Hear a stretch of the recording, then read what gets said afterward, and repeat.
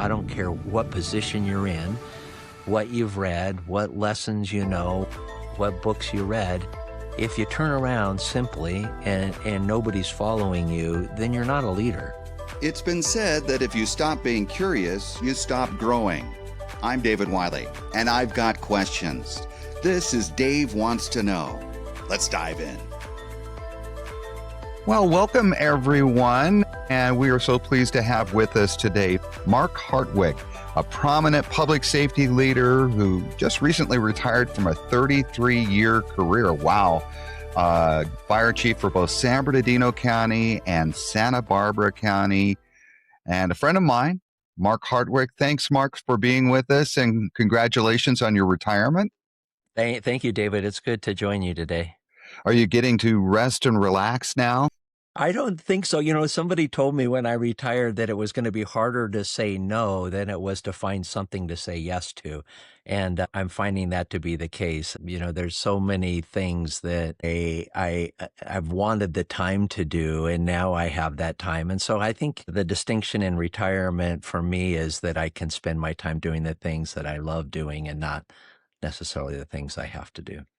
So what kind of things can you talk about that at all, or? Yeah, I can. Right now, one thing in my business is we love to respond to you, transport you to the hospital, and then go back into the station and don't think about it again. But one of the quips that Buddy's has used his whole career is "you call, we haul, that's all." And that I wish it was a lot more sophisticated than that. You know, we do life-saving care and world-class care, but we haven't done much about connecting those patients that we go on to a medical home.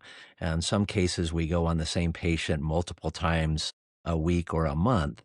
And so using our public safety resources, our paramedics, our dispatchers, nurses that we have employed to connect those patients once we address their medical emergency to a medical home so that they can become and stay healthy. And so that's something that I've dreamed about impacting for years and been distracted with fire chiefing or firefighting.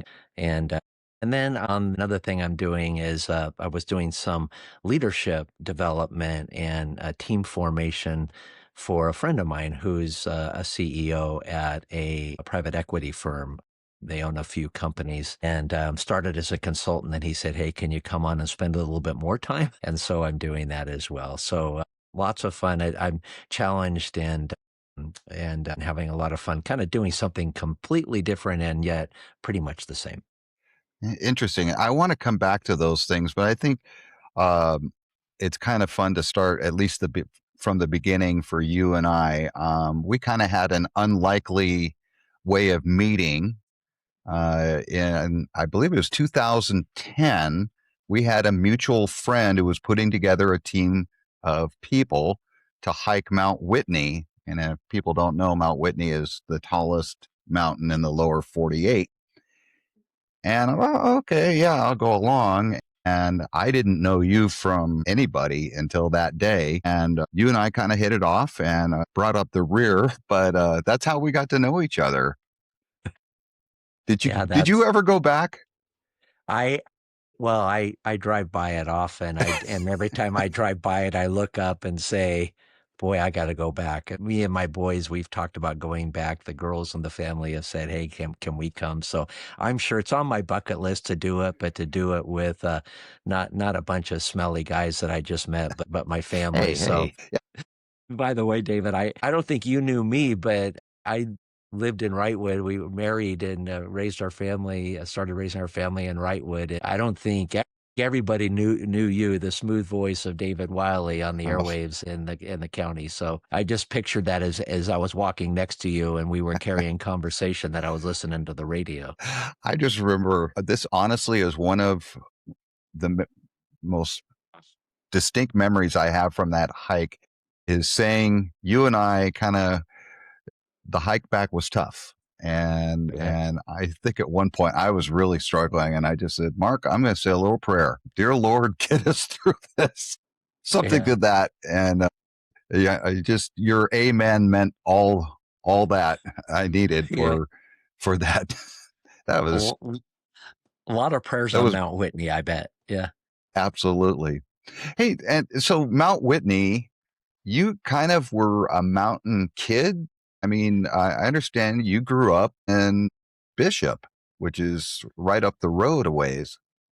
Yeah, yeah, I was born in Bishop. I'm the youngest of 7. My dad was a doctor in Bishop, graduated from USC Medical School and started a practice up in Bishop and had a couple kids at the time. But my brothers and sisters and I, a few of them anyway, were born at Inyo County Hospital there on Line Street in Bishop.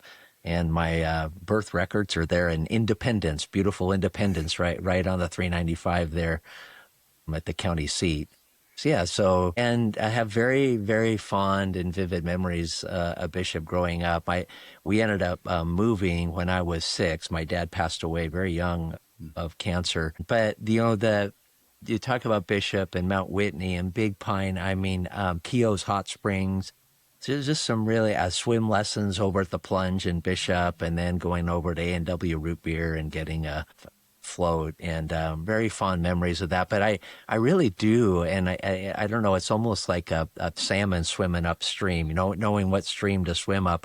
Every time I drive the 395 and I see that rugged, majestic beauty of the Eastern Sierras, it's just, I don't know. It speaks to my soul. Could never get my wife to move to Bishop, I think, but I could see myself someday settling in there or getting a little place. Yeah, Yeah, really, really special place. yeah. My wife's the same way. She's not much for the mountains or camping or anything like that. But every time I am, and every time I go through Bishop, I go, "What a cool place it would be to grow up." It just kind of, I don't know if it was like this, but had that Mayberry kind of feel to it. Yeah, back in the day, there was one stoplight. Now I think there's 3 or 4. And of course, back then, Mammoth was just a little startup community, and Yeah. everybody came down for medical care to Bishop. And now Mammoth is really the place, and Bishop is kind of a place, a way stop on the way to Mammoth.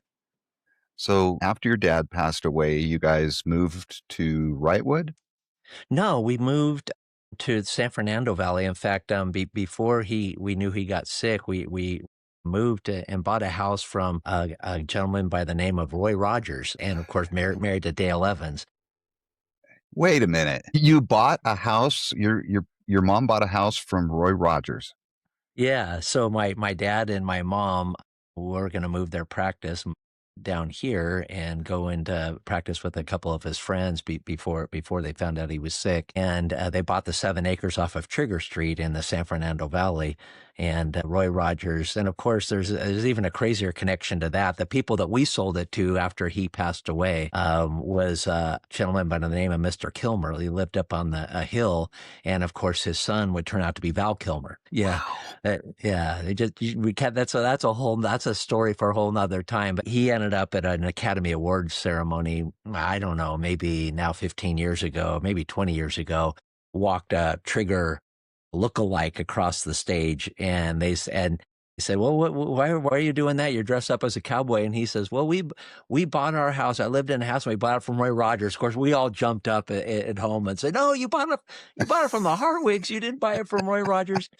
But that was when, as you probably remember, Roy Rogers moved up to Apple Valley, and they Yeah. had a museum up there and lived up there, really, I think, until he and Ian Dale passed away. So did your family know Roy Rogers, or it was just coincidence that this was a property he owned? Yeah, 7 acres and up there in the hills, the Santa Susana Pass there, up off of Topanga Canyon Boulevard and Lassen. And no, I did get to meet him. He was in a baby blue suicide door Lincoln, and he came driving through probably for one of his last visits to the property before he moved. Right. And he stopped with his signature cowboy hat on. And I remember looking up because I was Roy Rogers through and through.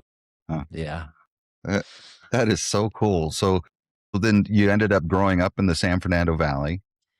Probably about we went through the Northridge earthquake there, which was all too close. I remember that vividly from the house. And then we moved out to Arcadia on Third Avenue between Longden and Live Oak. And that's where I did most of I think I moved there when I was maybe fourth grade and then went Oh, through high school there. I actually went through junior college and then met my wife Holly at Cal Poly Pomona. And then we moved up to Wrightwood, got married in Wrightwood. Her first teaching job was in Wrightwood. And then we started our family up there, lived up there for 7 years, first 7 years of our marriage. junior college. So are you a Pasadena City College Yes, I alum? am. Go Well, Lancers. yes, sir. Absolutely. Myself included. So that's awesome. Now, I've got to ask you about this because so you're in Arcadia. I understand you were in the Boy Scouts. I was in an organization called Care Youth League.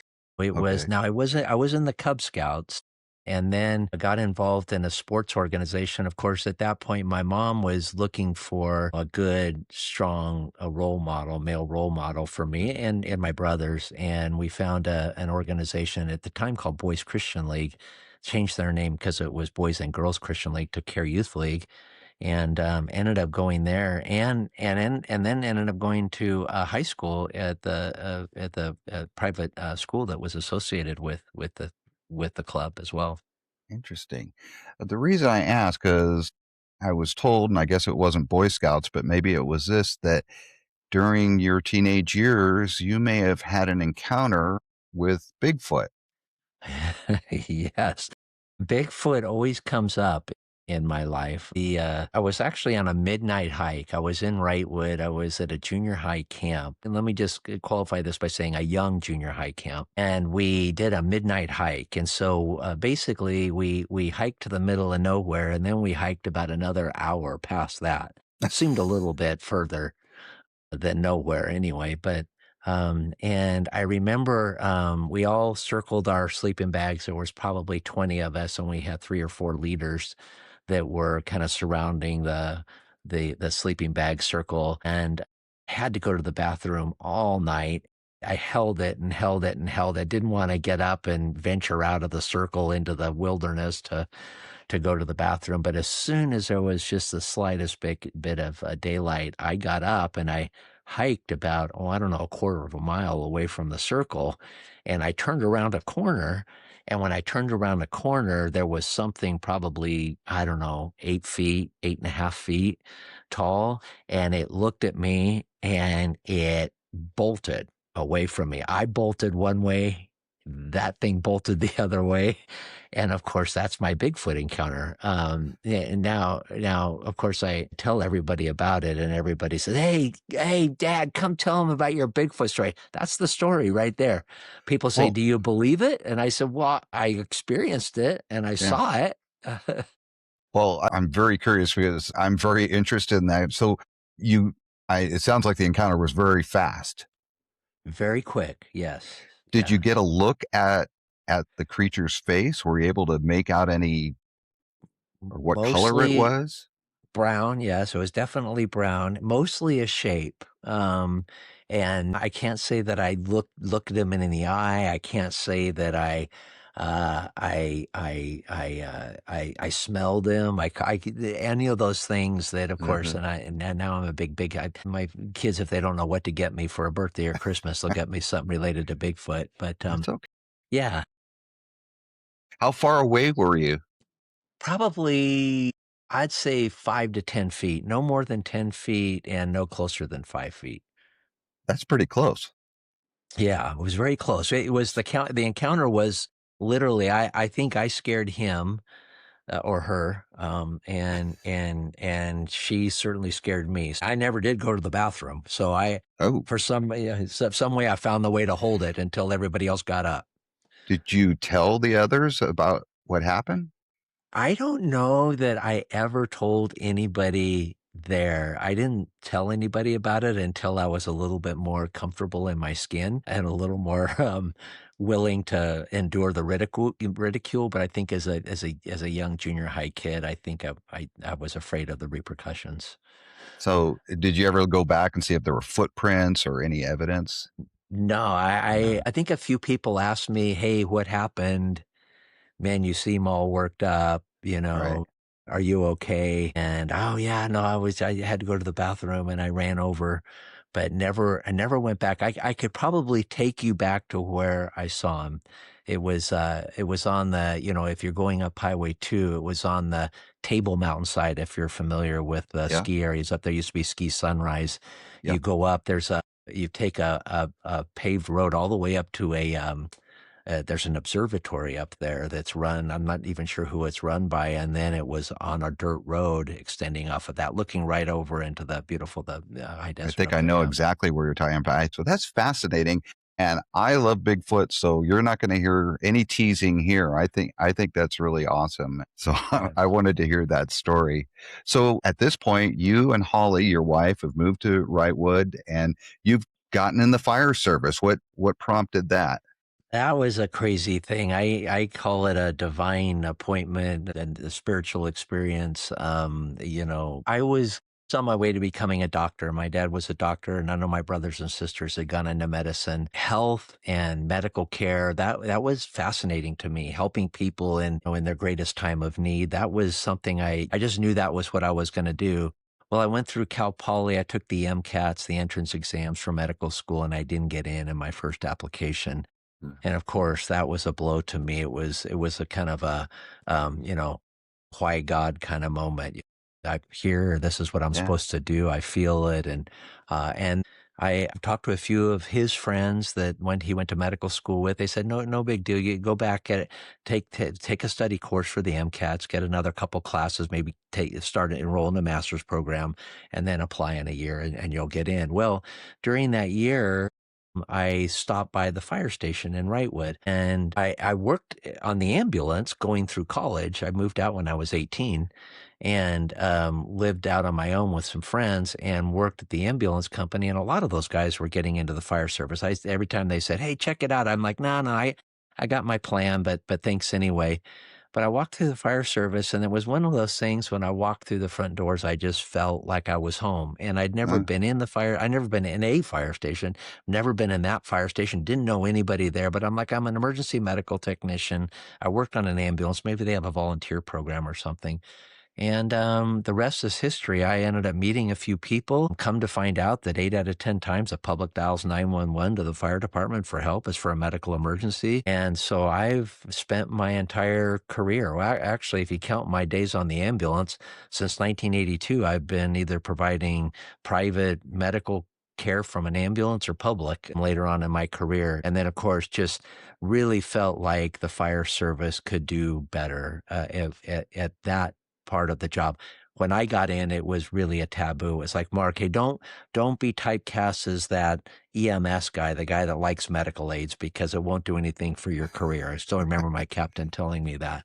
And I'm like, well, yeah, but we've run 10 calls over the last 4 days, and 8 of them are, I think my first full rotation, the first 10 calls of my first rotation were all medical aids. I'm all like medical. thinking, yeah, yeah. So, yeah.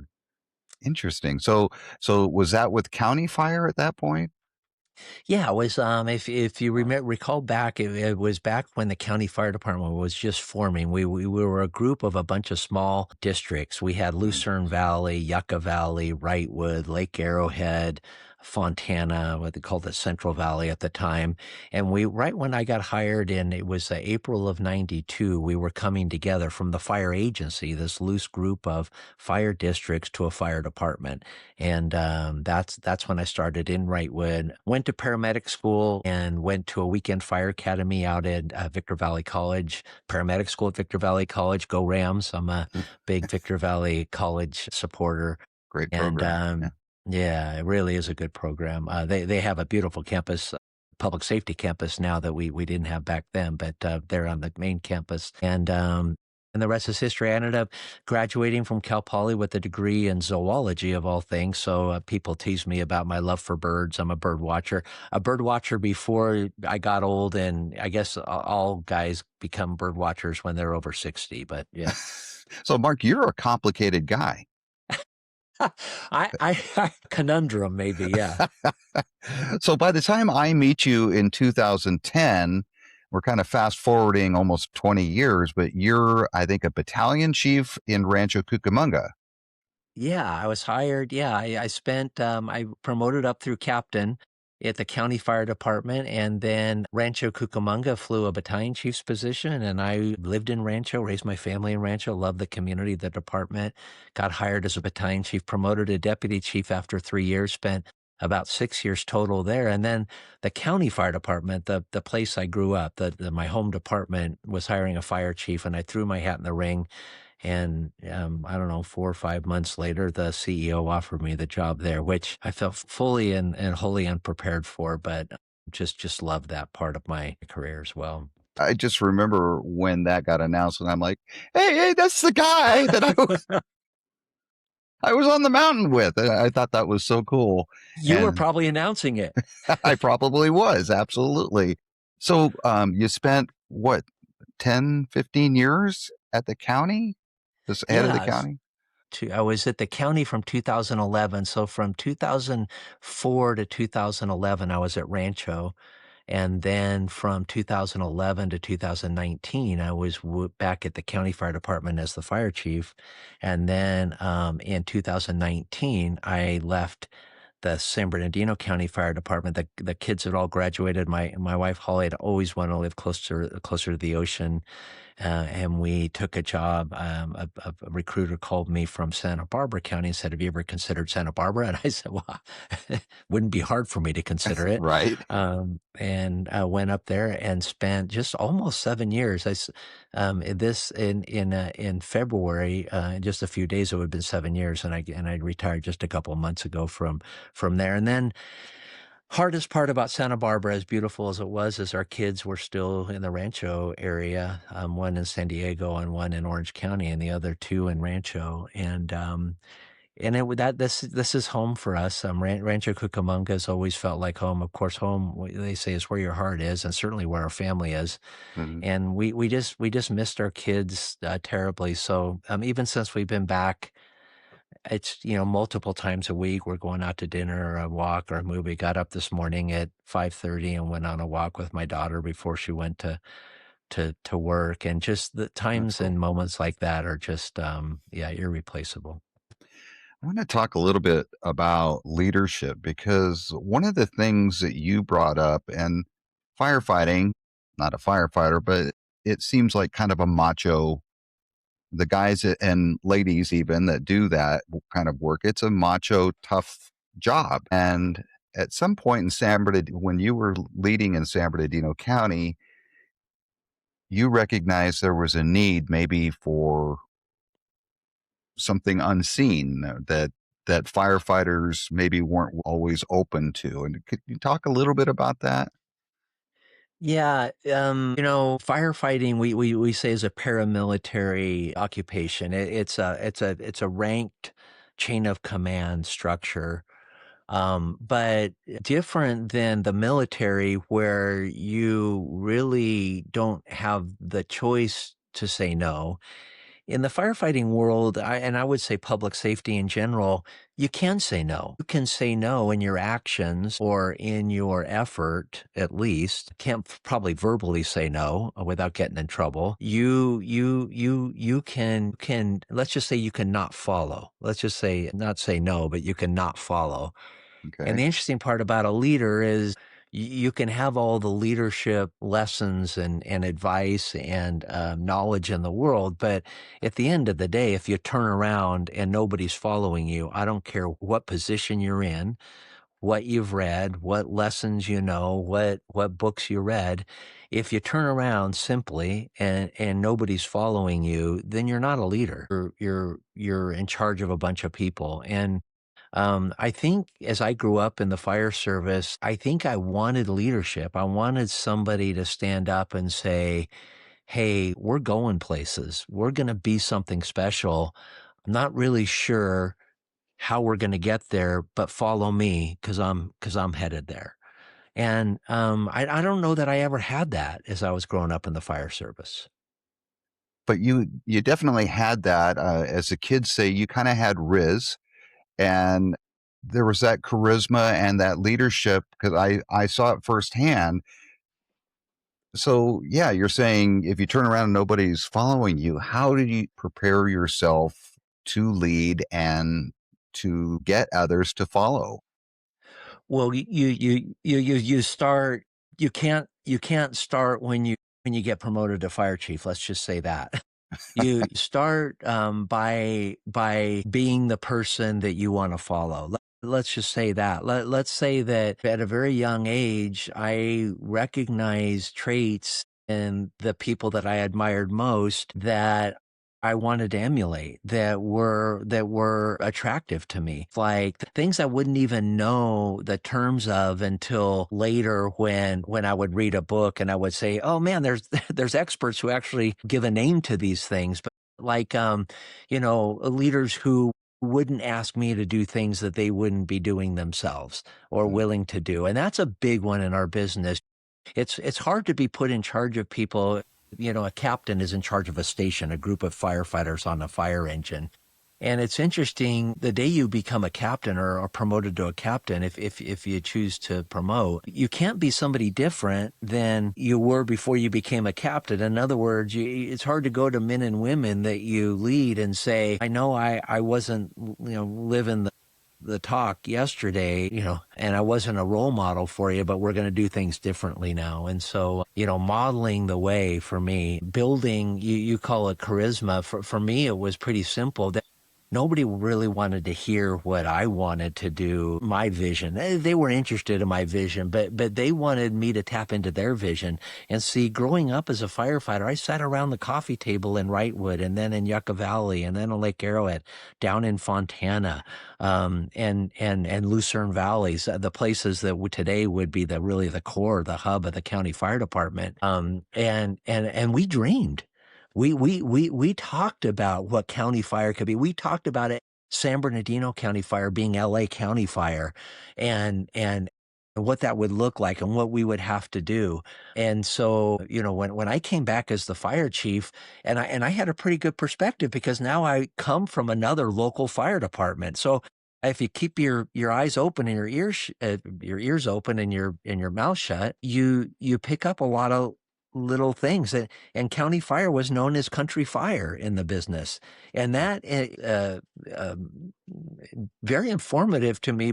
But it also boiled my blood because that's where I came from. So, one of those things I did when I came back was really tap into the vision, the dreams of the people that I grew up with. I called it, and in fact, I think there's a book, Leadership Challenge by Kouzes and Posner. They call it Inspiring a Shared Vision. Breathing life into literally this vision that you bring together from the masses. And that was really something that I don't think I set out to do, but something that happened. And then we got a lot of momentum. And of course, the county fire department, just so proud of what it is today and the growth of the county fire department and the professionalism, really look to as a leader now within the industry. I know you've been credited with a lot of improvements both in San Bernardino County and in Santa Barbara County, but one of the things I want to touch about on was the mental side of firefighting. Firefighters, paramedics see some pretty awful things and deal with some pretty stressful situations. And that's, I guess, traditionally not been addressed in the fire service. And that's something that you felt it was time that we take a look at that and provide some help.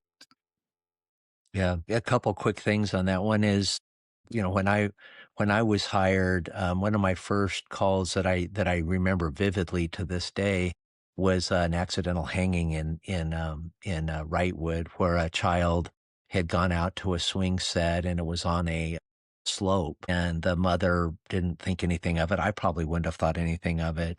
Let the child in the back and was busy inside. It was an enclosed yard, and he got his neck wrapped around, or the chain wrapped around his neck, and he lost his footing and never did get his footing until it was too late. And so we got there, and of course that would impact anybody, a child, of course. And of course, here I had a young family at the time. And I remember on the way back from the call, we spent quite a bit of time there, but on the way back from the call, my captain said, "Hey, the people from downtown want to come out and talk to us about the call and see how we're doing. You don't need to talk to anybody, do you, Hartwig?" I mean, that was literally what happened. And of course, I didn't dare. say, yeah, I think I'd help. Yeah, That was it would help me. was not something you did as a firefighter at that point. Oh, no, no. In fact, it was more likely to lead to being seen as a weakness, right? And yet you're hiring people who are compassionate. You're actually hiring people who have that empathy, right? And But you're not instead giving they're it they're back to them. yeah, right, exactly. And So and how did then that look when you started putting that together? well, there were programs out. I mean, over time, I would say, we if you fast forward to my time as a fire chief, there are culturally competent clinicians. One of them has actually started. The Counseling Team International was started by Nancy Penrod, who was the Oh, wife of the former sheriff Gary sheriff. Penrod, and Hmm. and now that company is worldwide today, offering what I call clinically competent advice to firefighters and law enforcement, especially. I read something not too long ago that said that, and I don't even know. I can't cite the study. I'm sure Chat GPT would help us, but that the average person will experience three traumatic events in their life, and traumatic event was defined something like coming upon the death of a loved one, or an accident scene with a dead body. I can't remember how they termed it, and the impacts that often has on them for the rest of their lives. Firefighters will do that sometimes if it's at a busy station. They'll do that in 3 times in a shift. I often say the human body and mind was not made. God didn't make that us to repeatedly expose ourselves to that without suffering some consequence. We'll all develop a coping mechanism for it, and very often in the fire service, like anything else in life, it's not a very healthy coping mechanism. You're just trying to find a way to get away from those memories. For me, it was sleep. It was if I could go home and I could go to sleep and I could dream about if I could get away from whatever that was. I had friends who became alcoholics, friends who turned to drugs, and it ruined their life and their marriage and their relationships. For me, it certainly had an impact on my relationship. I was coming home to a wife with kids. I had a family, and instead of taking my family, I'd go to bed and sleep for a few hours and just try to get away from the memories that I had of those traumatic events. So So, yeah. yeah, so are firefighters, is that stigma changing among firefighters and maybe even law enforcement? And Yes, what yeah. kind of services are available now? Now there's anonymous counseling services that the fire department, your boss, your fire chief, your HR will never know about. You can go to them for anything. One of the programs that we have that's really modeled now throughout the country in Santa Barbara County is administered by 1805. It's a nonprofit organization, started with a kick-ass bash after the Montecito, the Thomas Fire and the Montecito debris flows that killed those community members, headlined by a lot of the stars up there, Katy Perry, Rob Lowe, Oprah Winfrey, Prince Harry, Duke of Sussex has come along recently and really advocated for those services. So now we have a nonprofit. The only thing the fire chief gets or the fire department gets is the statistics on how many hours are being used by your firefighters and their families, and the areas that they're seeing help for it. And I have to say one thing that's sobering, and it comes up every few months, is I've got a firefighter or one of their family members who's thinking about taking their own life as a way to deal with the pain that they experience through the things that they expose themselves to, or we require them to expose themselves to each and every shift. Yeah, I think a lot of people just don't think of firefighters and police officers, and their personal lives. They just see them doing their job, and they're still people and they still have emotions. And even if they have to be stoic in doing their job, they may not be that way off duty. Yeah. No, in fact, it's quite the facade, right? Firefighters are supposed to be the tough, I can take anything, but again, the best firefighters that I've ever worked with are those that have a tremendous amount of empathy and a desire to serve others. And that's not such a tough guy or a gal. That's kind of a soft-hearted person, and yet we're all kind of expected to put a pretty tough experience exterior on. Don't know much about my law enforcement colleagues, but I have to tell you, I think they suffer just the same. They're on the same calls, required to be tough as well, but I have a lot of great respect for my law enforcement colleagues. So 1850, are you still working that with them now that you're back in Rancho, or did Yeah, that discontinue? 1805. Yeah, Oh, no, yeah, 805. I'm I'm on. sorry. Yeah, that's right. Yeah, that it's yeah, in fact, I'm on the mental wellness board. There's an advisory board, and actually Prince Harry, Duke of Sussex is one of the very strong supporters of that effort. And I'm able to interact with him occasionally and even hear about what drives him and why it drives him. And it really comes from his perspective, from his time in the service when he was in combat. He'd have colleagues that would come to him who needed help. So his kind of came through the military side, but now, especially up in Santa Barbara, but really looking to expand his advocacy outside of Santa Barbara, is one of the largest supporters and advocates. I find that interesting because Prince Harry and his wife have taken a lot of flack from the media for various reasons. And I had no idea they were involved in something like this. And what's your experience been like with him? It's just awesome. Man, what a normal, down to earth, just intelligent, sweet, caring, engaging.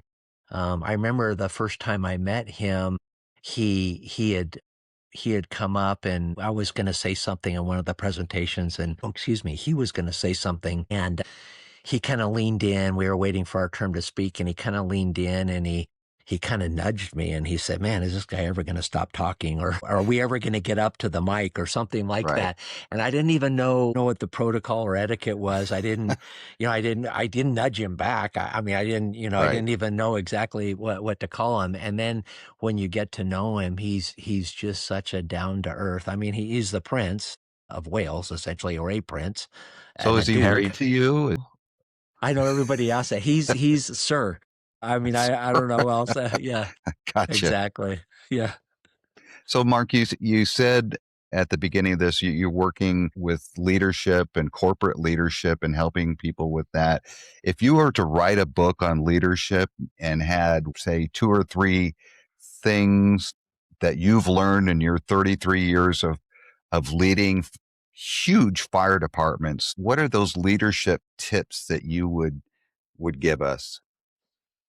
Well, there's a challenge that I think kind of started accidentally when I was the fire chief. But one of the benefits of being one of the few benefits of being a fire chief is you get to address your recruits. So as your recruits come in, I don't typically involve myself in the process of choosing or selecting the recruits. I leave that to my staff, highly capable staff. But when we do get chosen and when they come in, it's my opportunity to be able to challenge them, essentially to set them kind of on the right footing and give them my expectations. And one of the things that I came up with that has kind of just happened now to every recruit class, but it's something that I challenge myself on, and it's something that I challenge my staff on, and that's three simple things. One is to be better each and every day. Just remember you're never there. Remember you'll never know everything there is. In fact, the best firefighter, the best fire engineer and fire captain are the ones that come to work every day saying, "Man, I don't know everything. I need to learn more." And they're constantly learning. It's a lifelong, a career long learning process. And even after your career, if you're not learning something, you're just not you're just not being effective. And the other one is to be worthy, being a public safety servant. But I look at teachers and I look at doctors and I look at people that help us whatever it might be at the grocery store, service workers. I've always felt, especially as a firefighter, that I couldn't possibly be worthy of helping somebody in their greatest time of need, to help my fellow man, to be chosen as a person that the community thought was worthy or had what it took to help them in their greatest time of need. That's always, it's always been something that I've never been able to grasp a hold of. And so consequently, I'm constantly honoring the work and the effort of those that have come before me, the hard work, the training, those that invested in me, those that have come before me. And so be better. I tell folks, and it's something, again, I don't tell them anything that I don't take to heart. Be worthy of the calling that you've said yes to, the what I believe is the greatest calling that we can answer to. And then the other one is, and I've learned this over many years in this business, is that everybody has a story. No matter how put together people look on the outside, no matter how much you think they have it together, how wealthy they are, how accomplished they are, they're dealing with a family member who's got a terminal illness, or they're dealing with a relationship that is broken with their spouse, their girlfriend, boyfriend, or their kids. They're dealing with financial troubles that they just can't seem to get through. And that's important, because I think what I found myself doing in this business is I found myself treating people as if they didn't have it as bad as somebody else. Sometimes a medical aid that just wasn't a medical emergency, and you found yourself saying, well, this isn't all that important. Why am I here? And then taking a step back and saying, there's something that's going on in their life that I need to respect. And so those are the three things, I think. Maybe not so much leadership as they are just life lessons, but to be better, to be worthy, and then to remember it as we live our lives, that everybody's got a story that you run into. That's a great place to take a break. And I want to move to yourself. You talk about everybody has a story that other people don't know about. And you have a very personal story that ended up being fairly public. And that is the loss of a child. You and Holly have what, 5 children? Hmm. Yeah. And in 2017, um, you got some devastating news. Yeah, that certainly helped me. Certainly helped me put that into perspective. The fact that everybody has a story, and in many cases, the folks that you interact with each and every day probably carry a burden of some sort. We lost our son Dawson. He was our second born son in 2017. He drowned in Lake Arrowhead. We got notice that he was missing from some folks that he went up there with, and we darted up there. We started searching a lot of his friends, a lot of our friends. The sheriff's department, volunteers came out and started searching with us, and we found him in the lake. In our business, I certainly wasn't a stranger to death and tragedy and accidents, but I never allowed myself to think that it could happen to me. In fact, when I would run into people who'd lost a child, my only answer that I could come up with was, I can't imagine. And I wouldn't let myself go there. I think in some ways I found myself saying, when I'd see those tragedies and the loss of a child, and there's 3 or 4 times that just stick out in my mind where it couldn't possibly have been the fault of anybody else, just a total accident. And I found myself rationalizing in my mind, well, if they just would have done this, or I bet you if they would have, or they must have. And then, of course, living through this and realizing that there's some accidents you can't avoid, and tragedies that just happen. What it's made us do as a family is it's made us really appreciate each other a lot more. I heard stories about how, when a child dies, it either tears the family apart or the family gets much closer together. And in our case, I still remember, us. And when you raise kids, David, and I know you have a family. Sometimes you see them interact with other kids or their family members. and you just wonder if they're ever going to grow out of it, right? And so and sometimes you don't even take notice of it. But Dawson was a pretty rare kid. He was a kid that is, as much as everybody was fighting in the family, he was the kid in the family that kind of brought them together. We kind of knew that. We didn't recognize him for that, but that's who he was. When we found Dawson's body and we got the word, we were at the Lake Arrowhead Resort when they found him. We came together just devastated, just hugging each other and weeping. We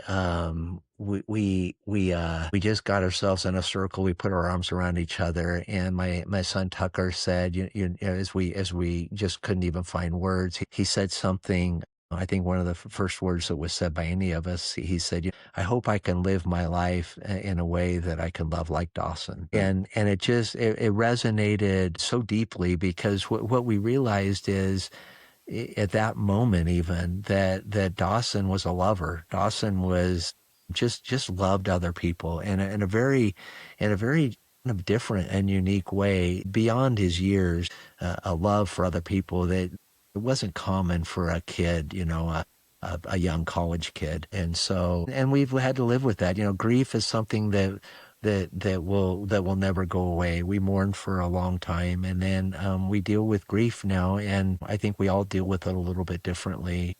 But and some days it's feels like somebody flicked your ear, and other days it's like grief stomped on my toe, my big toe, and it's painful all day long. But we're a very close family today. We think of Dawson a lot, and we know that we are who we are today as a family, and will always be because of who he was in our lives. Have, is there life lessons out of that? Unfortunately, I know several other people who have lost children as well. You're right. They all have handled it differently. And I wonder what lessons, now that you've had a few years to kind of, that Yeah. pain's never going away, but to digest it. I tell people all that.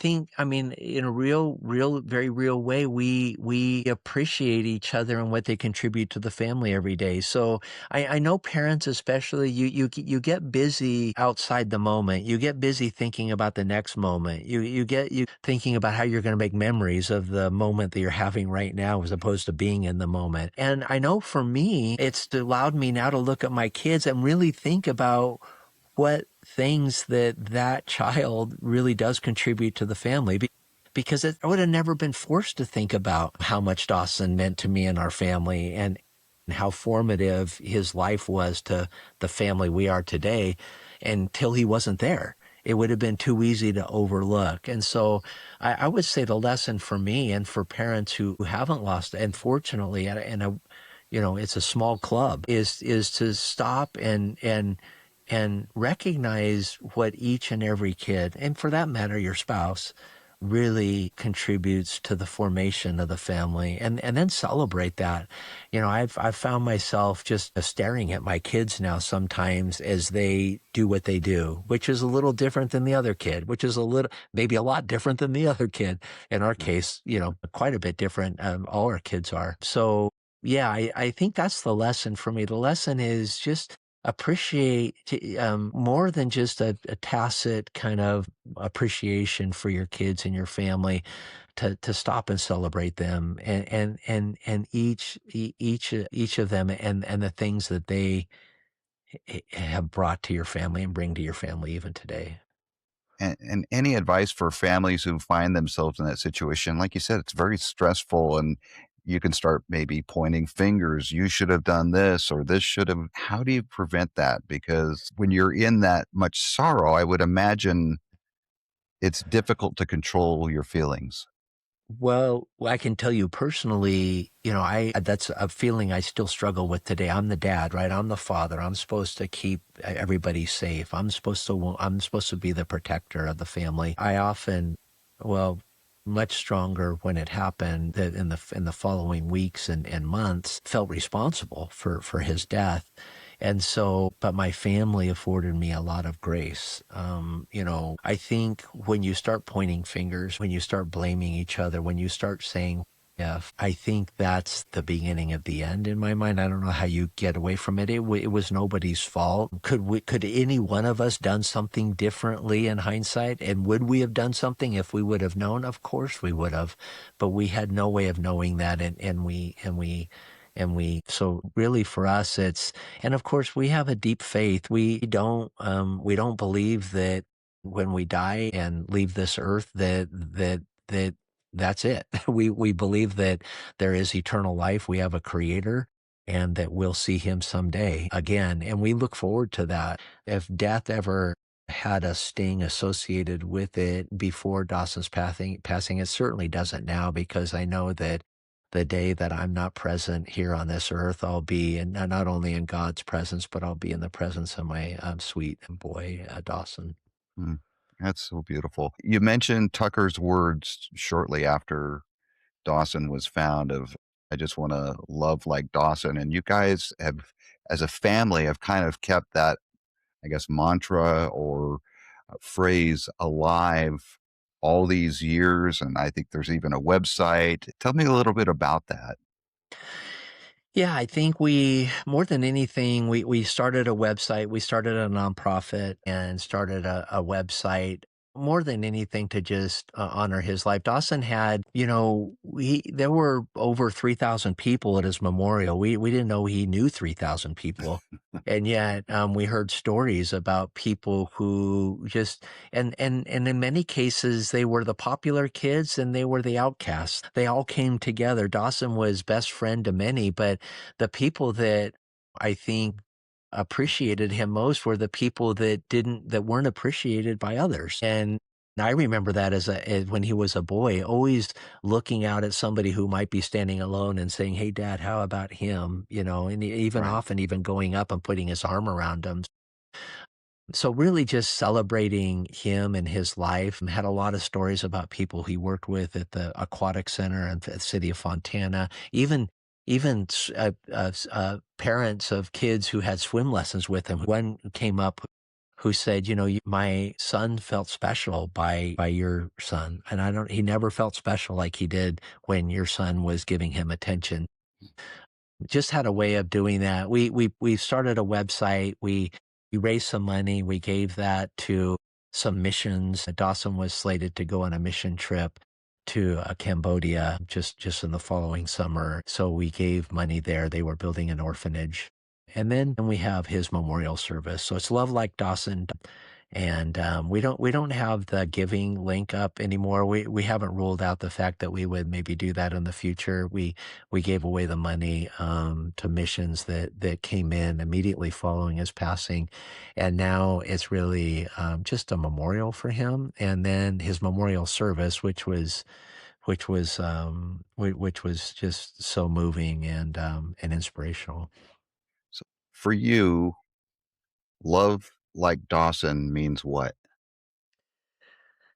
Yeah, you know what? We find ourselves actually saying that to each other occasionally, because and I'm not talking about cutting somebody off on the freeway or getting frustrated. I'm talking about when somebody says, "Yeah, but you think we still ought to, associate with them because of what they've done?"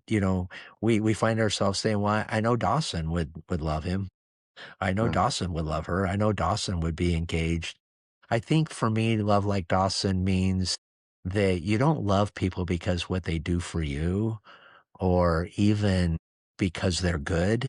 You love them because everybody deserves love. Everybody deserves love and attention. The most neglected of us need love and they need attention. And so I think what Dawson did for us and for me personally, I think Dawson really set a bar I don't know that I'll ever reach, a standard that I'll ever reach in my love for others. It's easy to love people who are lovable, but I'll tell you, the world here needs have more love for people that aren't lovable. And I think maybe that's the way the world changes. I don't know. Maybe Dawson was onto something, and I'll ask him someday. Well, Mark, I appreciate you being brave enough to share, um, I know, a very tough story and tough time. And I think that's great, especially in these kind of tumultuous times that we all remember that, we need to love each other, even if we disagree.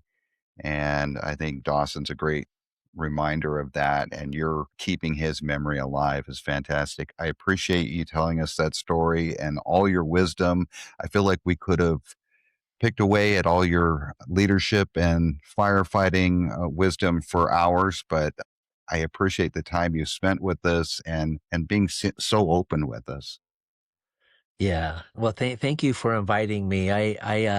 Maybe I can, maybe we'll pick another topic sometime, and I can come on. I can share the mic with you and listen to the smooth, silky voice of David Wiley, and I can offer a few insights from an old retired firefighter.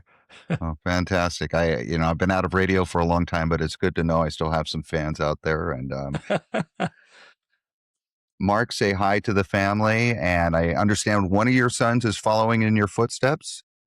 Yeah, yeah. My son Jeremiah, my oldest son is a pilot. He's teaching now down at John Wayne. My second son is a firefighter working for the county fire department, and then my twin girls, one's working for the Department of Defense down in Point Loma, and the other one just left the mission field at Youth with a Mission (YWAM), and now is working as a manager down at Chick-fil-A. Awesome, Mark. A life well lived by yourself and still many years to come. We look forward to having you back on the show and talking to you some more. Yeah, I'll look forward to it as well. Thank you, David. A special thanks to our guest, Mark Hartwig. Of course, check out Love Like Dawson on Facebook. If you enjoy the Dave Wants to Know podcast, please like, subscribe, and review. We thank you for tuning in. We know there's lots of choices out there, and we appreciate you listening. We'll see you next time.